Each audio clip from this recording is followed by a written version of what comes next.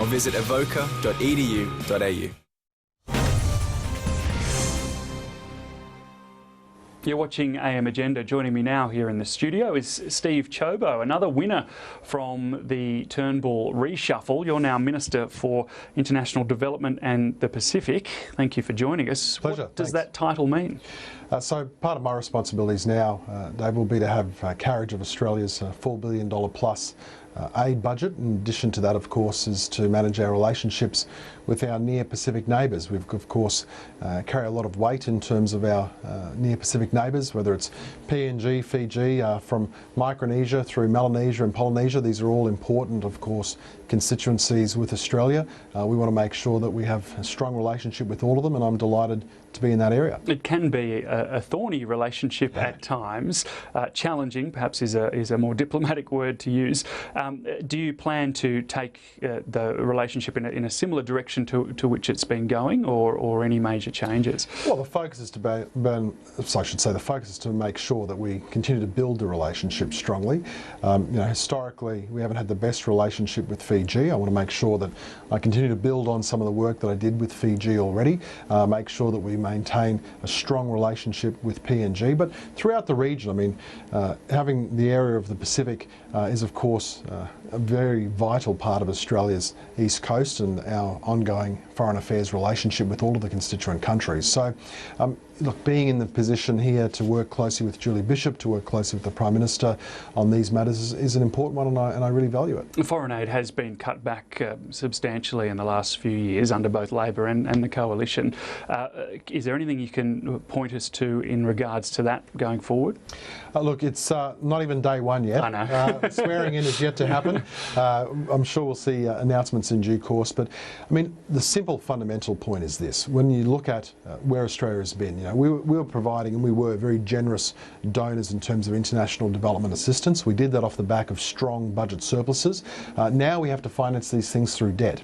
Australia continues to be a strong partner in terms of development assistance. We're about 13th in the OECD, so it's not as if we've walked away from our responsibilities. I want to make sure, though, that we continue to lead by example, building strong partnerships with the private sector, making sure that we can really invest in our neighbours, making sure that we can provide the kind of leadership that I think Australians are looking for, as well as support that Australians historically have always been willing to give. More broadly on the ministerial reshuffle, it's a major shake-up, a completely new look government. It bears little resemblance really to the previous government. Is it the right team? Look, absolutely. This is a renewed team. It's a team with a lot of vigour. It's a team that appropriately balances the broad church that is the Liberal Party. We've got some old wise heads in there. We've got some fresh faces. We've got people with a depth of policy experience, people with a good solid breadth of knowledge. All of these things are going to work together, I believe, to make it very clear that the Coalition under Malcolm Turnbull's Prime Ministership is a very strong and formidable team. We're very focused on the tasks that we're elected to do, what it is that Australians are looking for. And I think in the fullness of time as well, people will really see the gulf that now exists between the Federal Coalition and the Labor Party, because the Labor Party, frankly, is a party that's focused on the past. They're engaged in old-style politics, they're engaged in old ideas. As a federal refreshed coalition, we're looking forward. Is it the reshuffle that Tony Abbott needed to make when he was Prime Minister? You know, look, I'm not going to get into providing assessments about what Tony Abbott should have done or shouldn't have done, so on and so forth. I work as part of the ministry with the Malcolm Turnbull government to make sure that we have front and centre the job that we're elected to do by the Australian people. Prime Minister Turnbull is very focused upon making sure that jobs are front and centre, that economic reform is front and centre. He's got a very strong appetite, of course, in relation to tax reform in terms of boosting national productivity.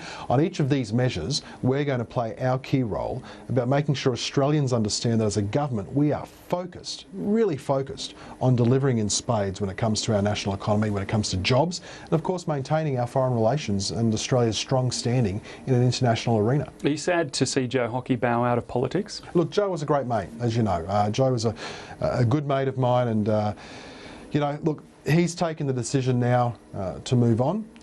It's a very big decision. Joe has a young family, and as Treasurer, and even before that in the various roles that he's served, it has a massive impact on your family. I mean, anyone who claims that federal politics doesn't have an influence on their family or an impact on their family doesn't really appreciate what's involved in the sacrifices that are made.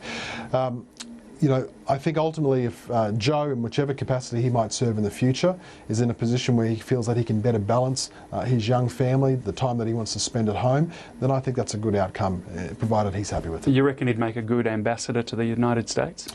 Look, I think he'd make a terrific ambassador to the United States, but who knows if that's what he's going to do. I guess we'll see in the fullness of time. Absolutely. Steve Chabot, good luck this morning. Congratulations. Thanks very much for joining us.